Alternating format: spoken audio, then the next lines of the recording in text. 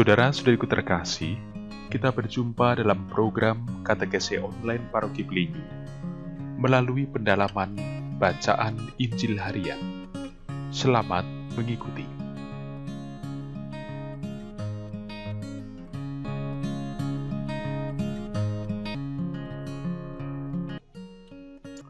Pewartaan Sabda Tuhan dikutip dari Injil Matius, pasal 24 ayat 42 sampai 51. Karena itu berjaga-jagalah, sebab kamu tidak tahu pada hari mana Tuhanmu datang. Tetapi ketahuilah ini, jika tuan rumah tahu pada waktu mana pada malam hari pencuri akan datang, sudahlah pasti ia berjaga-jaga dan tidak akan membiarkan rumahnya dibongkar. Sebab itu hendaklah kamu juga siap sedia, karena Anak Manusia datang pada saat yang tidak kamu duga. Siapakah hamba yang setia dan bijaksana yang diangkat oleh tuannya atas orang-orangnya untuk memberikan mereka makanan pada waktunya? Berbahagialah hamba yang didapati tuannya melakukan tugasnya itu ketika tuannya datang. Aku berkata kepadamu, sesungguhnya tuannya itu akan mengangkat dia menjadi pengawas segala miliknya.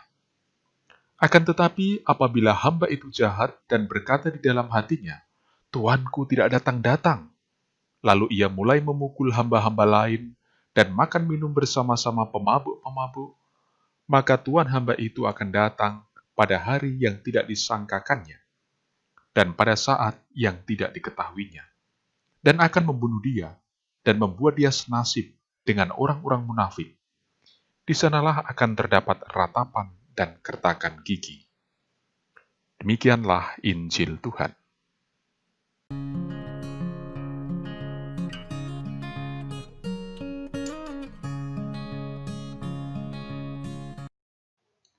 Saudara-saudari yang terkasih, bahan katekese dan permenungan kita yang adalah persiapan bacaan Injil untuk hari besok, yaitu dari Matius pasal 24 ayat 42 sampai dengan 51. Ini merupakan perikop besar Matius dari pasal 24 ayat 1 sampai dengan pasal 25 ayat 46.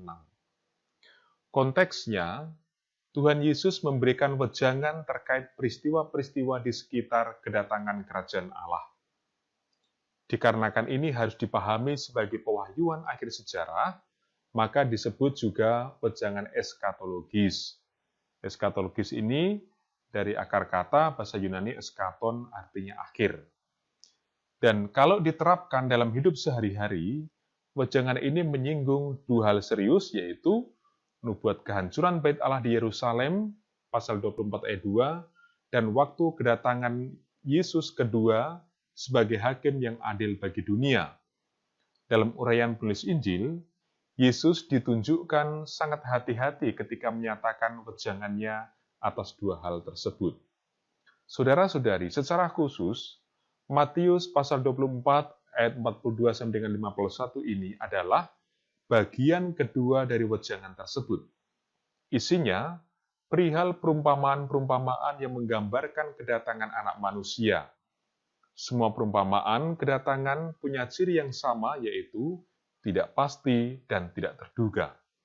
Karena itu pesannya, lebih baik bersikap siap sedia yang dimulai dari saat sekarang. Sikap sedia berarti melakukan pelayanan dengan penuh tanggung jawab kepada Allah melalui kesungguhan dan ketekunan melakukan tugas yang dipercayakan sampai Anak Manusia datang. Perhatikan di ayat 42 sampai dengan 44. Rasul Paulus dalam 1 Tesalonika pasal 1 ayat 3 memakai istilah iman dan pengharapan untuk menyebut sikap siap sedia dan kasih kepada Allah. Dalam Injil yang kita renungkan ini, saudara-saudariku, Tuhan Yesus sendiri menilai bahwa sikap tersebutlah yang mendatangkan ganjaran atau hadiah yang melimpah dari Allah. Akan tetapi, kalau seseorang karena sikap sembrononya, kemudian malahan mengambil kesempatan di saat menunggu itu dengan perbuatan dan kebiasaan mencari keuntungan bagi diri sendiri, mereka dianggap sebagai hamba yang jahat dan pasti akan mendapat hukuman. Mungkin kita akan bertanya, bukankah dalam teks Injil yang berbeda dikatakan Tuhan datang untuk menyelamatkan yang hilang? Tetapi mengapa kali ini Tuhan Yesus menghadapkan kita pada soal ganjaran dan hukuman bagi orang baik dan orang jahat? Apakah Yesus tidak konsisten? Saudara-saudari, pertanyaan ini bisa dijawab begini.